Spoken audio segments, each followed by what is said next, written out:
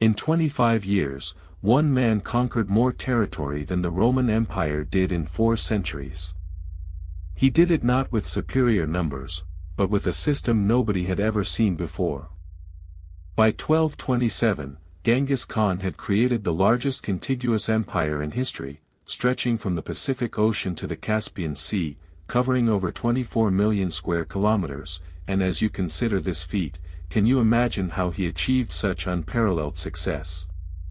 The Mongol Empire's rise to power began in the early 13th century, specifically in 1206, when Genghis Khan was elected as the leader of the Mongol tribes, and by 1211, he had already begun his campaign against the Tangut Empire, using his military innovations, such as the use of cavalry archers and the feigned retreat tactic, to devastating effect. In 1214, the Mongols besieged and captured the Jin dynasty's capital, Yanjing, now modern-day Beijing, and this marked the beginning of the Mongol conquest of northern China. As you explore the Mongol Empire's expansion, you may wonder what role the Khwarezmid Empire played in Genghis Khan's campaign, and in 1219, the Mongols invaded the Khwarezmid Empire, which led to the capture of the cities of Bukhara, Samarkand, and Khwarezm, in present-day Uzbekistan. The Mongols' military campaigns were characterized by their speed, organization, and adaptability, as demonstrated by the Battle of Samarkand in 1220, where Genghis Khan's army defeated the Khwarezmid forces, and by 1224, the Mongols had conquered eastern Persia, and the following year, they invaded the Western Xia dynasty, in present-day northwestern China. Genghis Khan's use of spy networks, known as the Yam system, allowed him to gather intelligence on his enemies, and his postal system, the Yam stations, enabled him to communicate quickly across his vast empire, with over 1,400 stations, each located about 25 miles apart.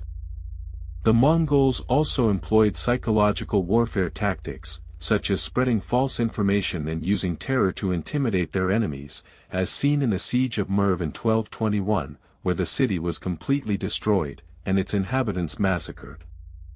As you examine the Mongol Empire's military campaigns, you may ask how Genghis Khan maintained control over his vast territories, and the answer lies in his administrative genius, which included the creation of a written code of laws, known as the Yasa, and the division of his empire into 4 main khanates, each ruled by one of his sons.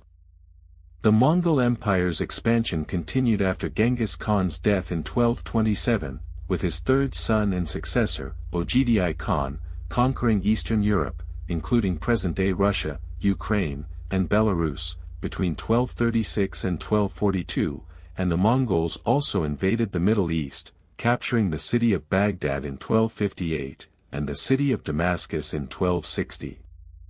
However, the empire began to fragment, and by 1260, the Mongol Empire had split into 4 main khanates, the Yuan dynasty in China, the Golden Horde in Russia, the Chagatai Khanate in Central Asia, and the Ilkhanate in Persia, and as you consider the Mongol Empire's decline, you may wonder what role the Black Death played in its collapse, and in 1346, the pandemic spread to the Mongol Empire, weakening its already fragile economy and contributing to its eventual decline. The Mongol Empire's legacy can be seen in the modern-day borders of many countries, including China, Russia, and Turkey, and the empire's administrative and military innovations continue to influence the development of empires for centuries to come. As you reflect on the Mongol Empire's conquests, you may ask what the most significant factor was in its success, and the answer lies in Genghis Khan's unique combination of military innovation, psychological warfare, and administrative genius, which allowed him to create the largest contiguous empire in history. And as you ponder this achievement, consider the enduring impact of the Mongol Empire on world history.